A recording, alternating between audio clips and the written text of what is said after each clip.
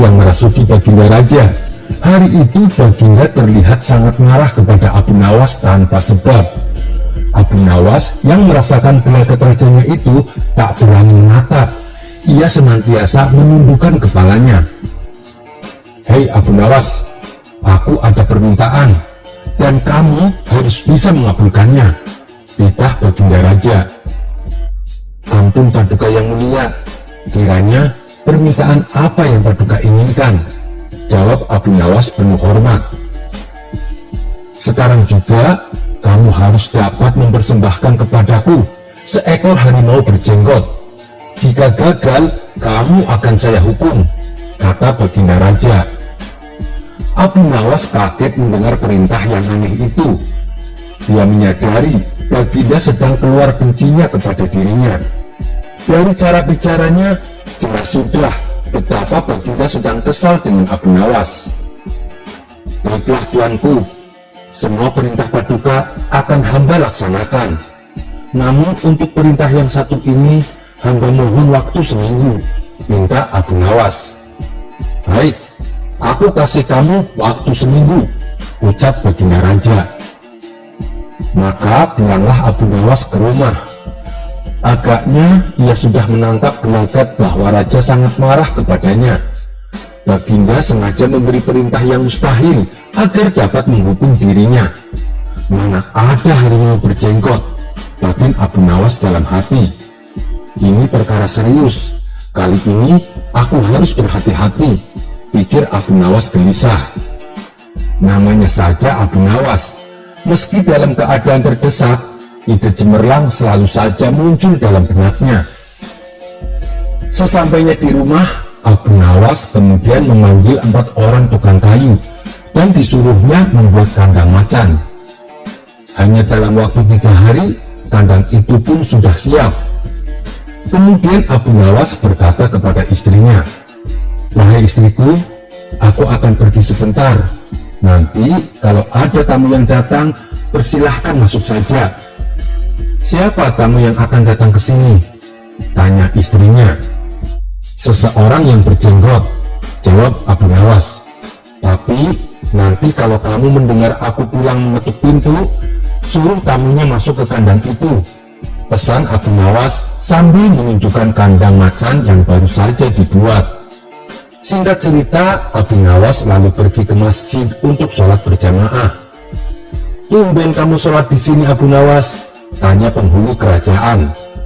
Penghulu itu sudah dari dulu memendam rasa suka kepada istri Abu Nawas. Ia terkadang menggoda istri Abu Nawas tatkala sedang belanja di pasar. Dan tujuan Abu Nawas ke masjid itu memang supaya bisa bertemu dengannya. Ia ingin memberi pelajaran kepadanya sekaligus mengabulkan permintaan Baginda Raja. Abu Nawas lalu pura-pura curhat kepadanya. "Begini Tuan Penghulu, saya mau menceritakan hal ini kepada orang lain. Tapi kalau tidak kepada Tuan Penghulu, kepada siapa lagi saya mengadu? Tadi malam saya ribut dengan istri saya Tuan Penghulu. Itu sebabnya saya tidak mau pulang ke rumah," kata Abu Nawas berpura-pura. "Pucuk dicinta, ulang pun tiba," pikir penghulu itu. "Kubiarkan Abu Nawas tidur di sini saja, dan aku pergi ke rumah Abu Nawas menemui istrinya. Sudah lama aku menaruh hati kepada perempuan cantik itu." Otak nakal penghulu itu mulai berandai-andai. "Wahai sahabatku Abu Nawas, bolehkah aku menyelesaikan perselisihan antara kamu dengan istrimu itu?" tanya si penghulu. Abu Nawas menjawab, "Silahkan Tuan, hamba sangat berterima kasih atas kebaikan hati Tuan." Maka pergilah si penghulu ke rumah Abu Nawas dengan hati berbunga-bunga. Dan dengan wajah berseri-seri diketuknya pintu rumah Abu Nawas. Begitu pintu terbuka, ia langsung menggandeng tangan istri Abu Nawas dan diajak duduk bersanding. Maka keluarlah rayuan-rayuan maut dari mulut si penghulu. "Hai Adinda, apa gunanya punya suami jahat dan melarat? Lagi pula Abu Nawas hidupnya tak karuan. Lebih baik kamu jadi istriku saja. Kamu dapat hidup senang dan bisa membeli apapun yang Dinda inginkan. Daripada kamu hidup dengan Abu Nawas, kerjanya bertengkar terus. Istri Abu Nawas kaget dengan perkataan si penghulu itu. Sejak kapan dirinya bertengkar dengan Abu Nawas suaminya? Ketika istri Abu Nawas hendak membantahnya, tiba-tiba terdengar suara ketukan pintu. Ia pun mengurungkan niatnya. Sementara tuan penghulu terlihat kelingsatan mendengar ketukan pintu tersebut. "Kemana aku harus bersembunyi?" tanya si tuan penghulu kepada istri Abu Nawas. Sesuai dengan pesan Abu Nawas, sang istri menyuruh tuan penghulu bersembunyi di dalam kandang macan. "Tuan penghulu, silahkan tuan bersembunyi di dalam kandang itu," ujar istrinya Abu Nawas, sembari menunjukkan kandang yang terletak di dalam kamar Abu Nawas. Tanpa pikir panjang lagi, penghulu itu langsung masuk ke dalam kandang dan menutupnya dari dalam. Sedangkan istri Abu Nawas segera membuka pintu. Lalu masuklah Abu Nawas ke dalam rumah. "Hai istriku, apa yang ada di dalam kandang itu?" tanya Abu Nawas pura-pura. "Tidak ada apa-apa wahai suamiku," jawab istrinya. "Lalu apa putih-putih itu?" tanya Abu Nawas kembali. Dilihatnya penghulu itu gemetaran karena malu dan ketakutan. Kemudian Abu Nawas segera menutupi kandang itu dengan kain putihnya. Tidak lama setelah itu, Abu Nawas memanggil 8 orang prajurit kerajaan dan menyuruhnya memikul kandang tersebut untuk dibawa ke istana. Di sepanjang perjalanan, para penduduk penasaran. Abu Nawas berhasil menangkap harimau berjenggot. Tapi sayang, mereka tak bisa melihatnya karena kandang tersebut ditutupi kain putih. Para penduduk lalu berinisiatif ikut mengiring para prajurit yang sedang memikul kandang, sehingga menjadi arak-arakan yang panjang. Tidak lama kemudian, sampailah iring-iringan itu ke dalam istana. "Hei Abu Nawas, apa kabar?" tanya Baginda Raja. "Apa kamu sudah berhasil mendapatkan harimau berjenggot?"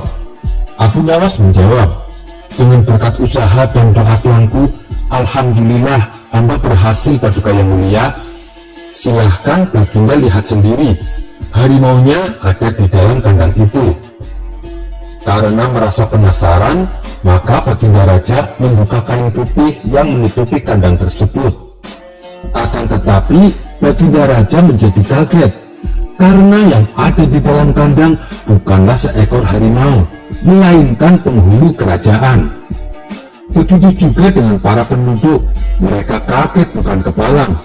Abu Nawas bisa-bisanya memasukkan penghulu kerajaan ke dalam kandang. Baginda mencoba melihat muka si penghulu dari dekat, namun penghulu itu memalingkan mukanya dengan menahan malu dan takut.